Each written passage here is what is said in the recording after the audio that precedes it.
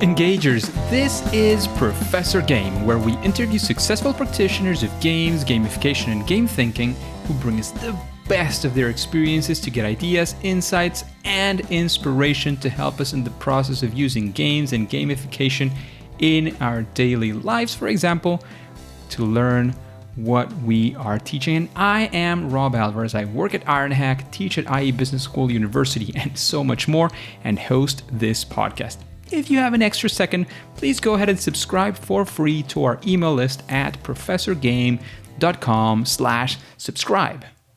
Well, hello, engagers, and welcome back once again to the Professor Game podcast. And we have Valeria with us today. But before we take off, Valeria, we need to know, are you prepared to engage? I'm ready, Rob. I'm very excited from this part of the world to share with all your audience. Amazing. And Valeria joins us from Mexico, if I'm not mistaken. Is that right? Yes.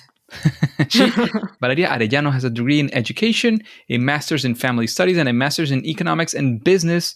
She was associate director of financial education at BBVA in Mexico. That's a huge bank. And she is currently the founder of AfortunadaMente, where she creates financial education tools and strategies, such as the AfortunadaMente board game, with which she has reached more than 50,000 families in Mexico and Latin America, and has won 8 international awards for innovation in its methodology and content, such as the People's Choice Award at the International Business Learning Games Competition, which is actually where we met a few years back. And since February 2021, the Organization for Economic Cooperation and Development published her project as an innovation in public policy in Mexico, and she is working with the Ministry of Education, Economic Development, Secretary of Finance, and the Senate to bring financial education to more Mexicans. So amazing stuff going on. Valeria, is there anything that we missed from that amazing intro? Just many things that are coming these years about finances, and I hope I bring more board games to the market. But that's the future. Amazing. That sounds great. And Valeria, we always like to know a little bit more sort of, I don't want to say personally, because kind of and kind of not really, but what does a regular day with you look like? If we were to follow you around for a day or a week, whatever you want to go for, how would that look like? How would that feel like? Well, actually, right now I'm an entrepreneur, so I'm running my own business. So, all the guys that has done this someday in their life, it's like you need to do everything, So I create content for social media, and I sell my board games, and I look through Amazon to watch the campaigns, how they are going.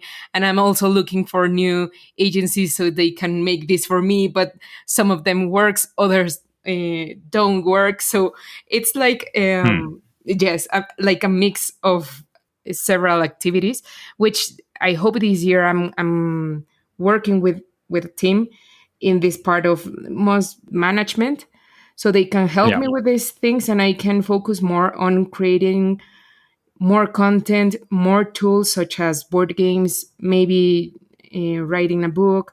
So a regular day has a lot of things to do, like taxes, banks, social media, my studies, giving classes, everything. Sounds like, very busy nowadays, but also the future looks bright. Yes. I hope so. No, yes, I'm sure it's going to happen. And I think like these 5 years that I have had these like kind of messy days, it has been a good decision because I can be nailing my own business, and I can be sharing with the people, the audience, the customers, all the stakeholders, like face to face, So I can build my own business as they want with their feedback, and it's not the same to do this with other people helping. I know, I mean, more people have been helping me in designing and all that. It's not the same thing. For sure. You have direct, straight contact with the people who are using, who are purchasing, and so on. And that's always amazing. Having a team does not, and this is a sort of a sneak peek, once you have a team, it doesn't mean you won't get to do it, but probably you will have to make a conscious effort to do those things because typically, as you were saying, as you're suggesting, I guess, you will not be doing many of those tasks. Is that right? Yeah, and actually, if you hire someone, you know what to expect from them. If you haven't done it before, it's like very difficult to have a Yeah. realistic expectative of what are they going to accomplish and how to help them and which are the standards, you know. So Hmm. yeah, it's Absolutely. interesting. Absolutely. I can definitely relate to that. So, Valeria, let's dive into one of our thorny and amazing questions that we love because our guests do such a good job at, explaining themselves and giving us that sort of shock of reality as well, which is all about, has there ever been a time, and I'm sure at least once this has happened to you, where you can call this your favorite fail or first attempt in learning, when you were going north and things went south? I don't know, whatever you want to call it, but one of those times where things just didn't go your way. And we want to be there with you. You sort of know what happened. How did you go about it? How did you get out of that situation? What did you learn? We want to be there in that story and learn our lessons as well alongside you. For sure. It was just 5 years ago. I remember very well where I had my unexpected success, but followed by my biggest failure. And it was when I launched by the first time my board game, which is AfortunadaMente. It's a play on words in Spanish. It's like Mind Your Fortune, kind of in English. And I create the board game because I wanted to do something for financial education. The first thing I thought I was going to do it was an app, but somebody told me like nobody knows you, and we actually have lots of apps. How people is going to use your app? How are they going to know your app and take it and put it on their cell phone and even Yeah. use it? So Find out about you even. yeah, exactly. So it was like, oh my gosh, I already have my mock-up, but I forgot about it because I actually thought like the time I need to spend developing, selling, and even taking the money back, it's going to be a lot of time. So I'm going to run out of money. So I need to do something like quickly, right? So it was going to be Christmas. It was like kind of October, November. So I was like, okay, what can I sell on Christmas? And I thought, okay, I can make the same didactics through a board game. So I created the board game. And in January, when we have finished all these Christmas sales and all that, people start talking to me and inviting me for interviews and for to the schools of their children and events and all that. And I was like asking for more games, and I was like, oh, I Huh. don't have anymore. Like Christmas has already finished, so we don't have more games. And then I thought like, okay, see, if people want more games, let's give them more games. So here's the failure, because I invest to improve the quality of the board game, and to, of course, that needs a bigger production. So I invest a lot of money, but the board games I sold them until October. Like so all that time from February to October, I was run out of money. And I need also money to look up for those suppliers that can produce the parts of the game to make Yeah. them better quality. So those 10 months were terrible for me, and I think it's the biggest failure, and I won't like to happen this again. I'm sure that is such. But, Valeria, what would you do differently, perhaps, now that you know that this is a big risk? And, if something maybe similar comes up, or if you had a chance to rewind, what would you do different to avoid that situation you were at? Yeah, I think, or at least the advice I can give to other people is to have an income, a constant income in other by other activity. I don't know if you have a job, or what happened in my case. For example, it was I started giving some workshops of personal finances, which I didn't want to do it, but then I realized that the easiest way to sell my board games was giving workshops. It was like, okay, let's give some workshops. And actually, that worked because the board games are very stational in some way. And the workshops give me this cash flow, this constant cash flow too. So I suggest to do that if you are innovating or launching a new product or service, not depend only on that and wait during a year. Because if you have good sales the first time, you don't know if this is going to happen all the year, you know? Huh. Be wary, basically, Exactly. right? Yes. Amazing, amazing, Valeria. I think it's in a way a cautionary tale, but as well, you look back and you say, well, what would have if you had been paralyzed? I heard this on some entrepreneurship podcasts as well. It's had I known everything that was going to happen and all the difficulties, maybe I would never started. Right? Actually, So in yes. blissful ignorance in that sense, and look where you are. Afortunadamente is out there. You're doing more and more of this work. There's plenty of people who have gotten financial education thanks to that. So Yeah. it's sort of two-sided, right? Be wary. Make sure that you sort of are prepared as best as you can, especially financially, because we're talking about financial education, so we better be Yes, financially actually. prepared, right? Yes. So be prepared, for whatever might happen, but also, take the jump as well. I think, looking at what you're able to achieve in that time and so on, I think it's a nice thing to know how well it went in that sense as well. Yeah, you know what is, yeah, just final advice. It's very different than something that I thought before leaving the bank. I didn't have any credits. I didn't have any family, So at least it's like you need to think, okay, what's the worst thing could happen, And the worst thing could happen was, okay, I need to go back to my parents' house, and that's it. But nobody's going to starve. Nobody's going to lose their food and their house, and any credit is going to be unpaid. So that's very important before taking the risk. There you go.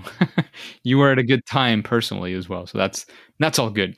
And Valeria, let's spin this around. Is there, I'm sure it's probably related to the board game Afortunadamente as well, but we would like to go in a story of success, of when things actually went well for you or your project. We want to be there with you and as well. Maybe we can talk about a couple of the success factors too. Yeah, sure. I think that during this journey, the most important thing is that the validation of the market. And I can say several times, I just told the one that in January, just Christmas has already happened, but people started talking to me without making any marketing plan. People start talking to me. And you know what? The first board games, I built them on a pizza box. So it was almost an MVP. It was, the instructions weren't perfect. I need to change them like 5 times. And even that way, people look up for me because they want the idea, they want the board game. So that's a great validation from the market. After that, I also was invited to my first competition in Canada. It was on March, and in May I won the first place. There were 3 rounds. So in May I won the first place in the first round. So I was like, oh wow, I didn't even imagine this was going to be so good. And not also in Mexico, but also around the world. Then things continue. Those things were the facts that made me go ahead, even though I didn't have enough money. And because in June, August, I was like, okay, I need to be coherent with my message, and I cannot be living with the money that borrowing money from my parents and my brother. So uh, I start looking up for a job, and actually I got it, but the director just told me, just think it one more time. Think this during this weekend, just think about it, because it's not the same to be businesswoman and than to have a job. So just think it twice. And that weekend I got news that I have passed through the finals in Canada on first place too, and I won other two prizes. So I was like, oh my gosh, I don't have money. But the market is telling me that there's future here. So I told the director, okay, I'm going to try it again, and I'm going to keep on my business. After the finals in this competition, I didn't won the first place, but I closed a sale. I make a sale with the government, which was even much bigger than the price Huh. that I would earn. So there's again a validation, and by the end of that year, almost November, December, I start selling the board game in Amazon, and I got the Amazon's choice. So again, this validation from the Hmm. market, I think it's very, very, very important, and actually the success and the reason why Afortunadamente is alive. You know. Thanks to the people who are using it, purchasing it, and actually, getting better at their personal finance through it, right? Yes, actually, hearing those stories from people you don't even know because they bought the board game through Amazon, and I don't know people who's that people, but then you met them and they contact you through social media, and hearing that they have run their business, kids from 6 years old and mothers, father, parents, adults that also run their business thanks to Afortunadamente. It's the reason why I'm still here. For sure. For sure. That sounds amazing. So, Valeria, thank you very much for that. All those insights, all that, information that we got from your experience, and how Afortunadamente went, and went through the good, went through the difficult as well, but also went through all that, validation from the actual people who are going to be using the game. So, thank you for all of that information. And given that experience that you've had, maybe how did you do it, or how would you do it if you're going to do a new board game? Do you have some sort of process? Did you follow some sort of process? How did you go about creating this board game, and or how would you go about doing this in the future? Sure. Well, first of all, I need to say that I don't have any academic studies about board games nor anything, but I'm a teacher. So, Hmm. you know what a teacher studies and what a teacher does during their life is to teach, like to make children or adults learn. And that's the purpose, you know? And also, I have grown up in a family that games have been like the way to educate us. So my mother, since we were children, she is also a teacher. So everything she wanted us to do, she made it through a game, you know. So I grew up with this Huh. with this formation. And then when I was in college, I was asked for making competitions for the other students to accomplish the objectives that the principal has. So I don't know, like games, making games, building games has been part of my life. So when I thought in building a game, it was like people think about making cookies. Okay, I thought about making a board game because it has been something that I have been doing all my life. You know, it was not so difficult for me, but discovering the process that I maybe followed intuitively. First of all, you need to know what you want people to learn or what you want people to do. Maybe this is like very obvious, but it's the most important question you need to answer. And what you want them to do, like you want them to remember, that you want me you want them to practice, you want them to learn new concepts or to build those concepts, like you want to make them realize how their decisions in the board game are the same decisions they make in their real life. And you want to change some attitude. That's the first part you need to do. And then also you need to analyze which are the barriers they have. For example, in finance, I knew that people don't like finance because they don't like maths. So I should not I should not them put them thinking in numbers. So the board game, one characteristic of the board game is that it has like coins, but they have the same value, like it's one, and that's it. You don't have 10, 100. No, it's just one coin. and you just need to count from 1 to 10, and that's it. So you don't need to think on in numbers. You need to develop logic, you know. Another characteristic, for example, it is I saw that the board games that already exist about finance were very long. Like, yes, they were very long, and I wanted to make it easy, fast, intuitive, because I was also competing with the applications, with video games, which are very intuitive and which are very fast, you know. So those were the characteristics, the barriers and the characteristics I want to add in my board game. And then with all that analysis, then it comes all the synthesis, right? Which well, I resume in my board game. That sounds amazing. Always considering, and that's something I always like to talk about in my workshops when we discuss how to create games and where to create games. The first thing is, what do you want to achieve, right? Like understanding what your objectives really are. Yes. Whether it's your objectives as a creator, as a teacher, as the client you're working for, whatever that means in your context. But you have to figure that out. The sooner the better. That's Yeah, for sure. exactly. Because it's amazing how the rules make this happen. Yeah. Because with through the rules, you reinforce the any attitude, or you, how do you Yeah, say? or discourage it. Yeah. Uh-huh, exactly. So it's amazing then making how it works. Yes. Fantastic. Fantastic. Thank you for that, Valeria. Just a quick break before we continue. Are you enjoying this podcast? If you're listening through a podcasting app, please subscribe and rate us on the app. This will be of great help to reach more engagers so we can change the world together through gamification.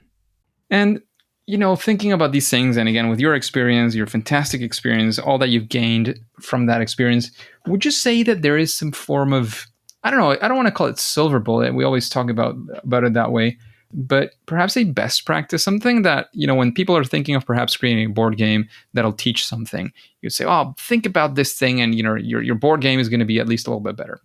To test it, because many times, like, you just, I mean, the first time I test my board game, I just print an Excel. The board was a sheet of Excel, and I just took it to my cousins, and I just tried to explain the rules, and they started playing, and they gave me ideas that actually are part of the board game.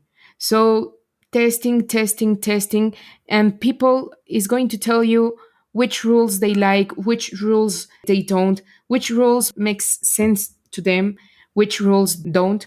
And also you need to know who's your market, because, for example, my board game is for education, and I have discovered that gamers, like those people who love games and sophisticated games, look at my board game like very simple, and kind of boring because it's educational, and they maybe are expecting to have, I don't know, another kind of board game. So yes, so it's very important to discover who's your market, who are you, as well as your objectives. You need to know who are you going to. I say, like, I want to teach people who don't like maths, who don't like finances. So maybe if finance people play the board game, it's going to be like, okay, but you're missing this and this and this and this. Yes, but it's not a board game for you. It's a board game for people who don't like, and it's the only way, or the first way, to make them connect with finances. So I think testing, it's basic and it's clue, and you're going to get a lot of information, a lot of ideas if you test your board games. Do you have any thoughts on how to filter out the feedback that you get? Because one thing that I like to comment on with my students is, sometimes you get feedback, right? And you get, Yes. person one says, oh yeah, I love the board game. It's just that, rule number 33 is, I didn't really understand it. There was something about it I didn't quite understand. I had to play it a couple of times to get to understand it. I say, oh, maybe I have to improve Rule 33. And Sure. then, the next person comes in, maybe even in the same, they were sitting in the same table and it says, oh, Rule 33, amazing. I mean, that's what made the whole board game come together. I wouldn't have, liked it without that rule the way it is. It's like, okay, person one says go right and the other one says go left. What do I do? Like, how do you filter through that kind of feedback if you've ever faced a situation like that? Yeah, that's a great question because you have a lot of feedback, and I hope you had a lot. You have a lot of feedback.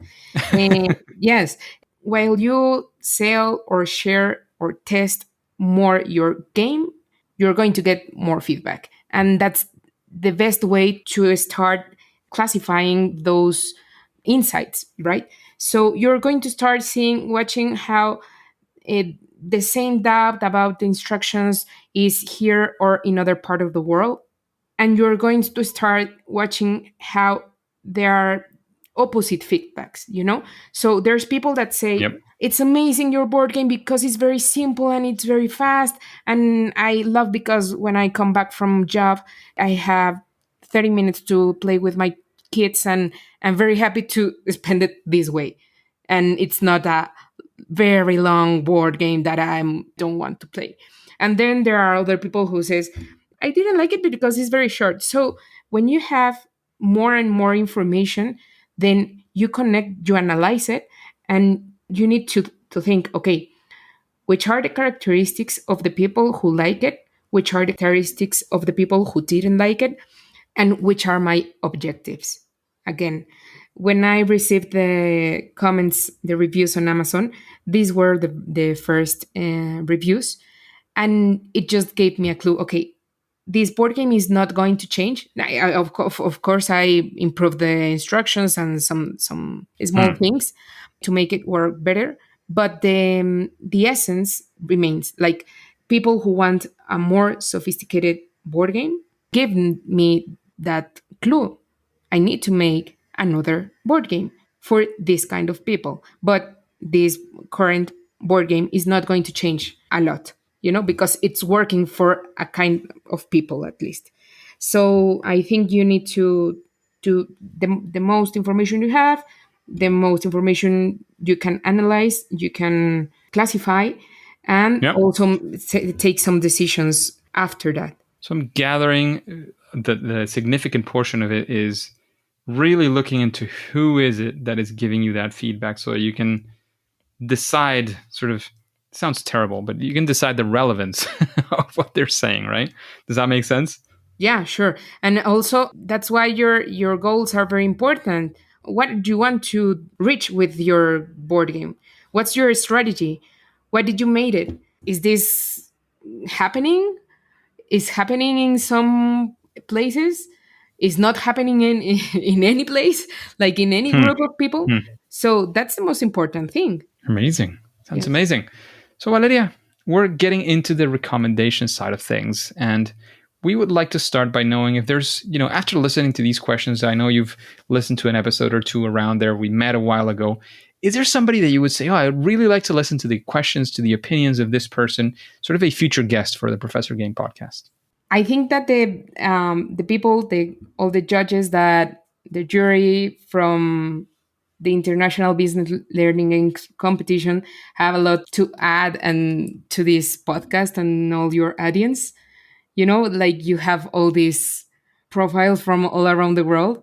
They actually gave me a great feedback about my board Hmm. game, and also that prize made me think on the validation again that my board game was not only for Mexicans but for people around the world. So I think they can help you a lot.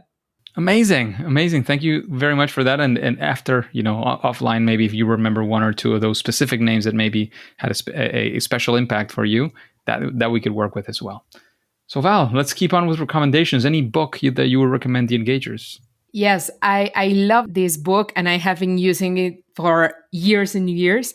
The One Thing is from Gary Keller, and it's about how to manage your time, your focus, your attention. I love it. I love it, and it has been my book in all the months, all the years I need to write down my goals, it's perfect. I love it. Sounds great. Amazing. And what would you say is, that superpower, that thing that you do at least better than most other people, perhaps in the educational board game space? Yes. I think this part of teaching through fun, like making things seem easier than they are, or like to give the students or the people this confidence that they are able to learn. They are able to love maths if they have bad grades. Like I think that's my superpower.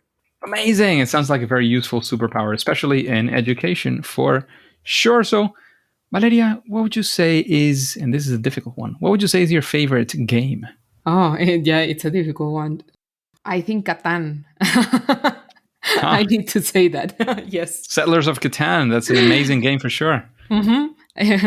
And there's sort of historically, you could say that it's a game that broke the classics, right? So Monopoly, Risk, and these games that were sort of the standard. If you say you were going to play board games, you were thinking of Monopoly, Risk, and a few more others.